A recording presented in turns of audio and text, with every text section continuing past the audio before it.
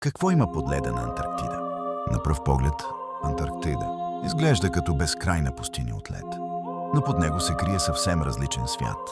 Под ледената покривка има цели планински вериги, дълбоки долини и над 400 подледникови езера.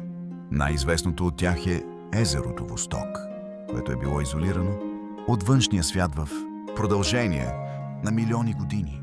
В някои подледникови среди вече са открити микроорганизми, а учените смятат, че и други изолирани езера може да крият уникални форми на микробен живот.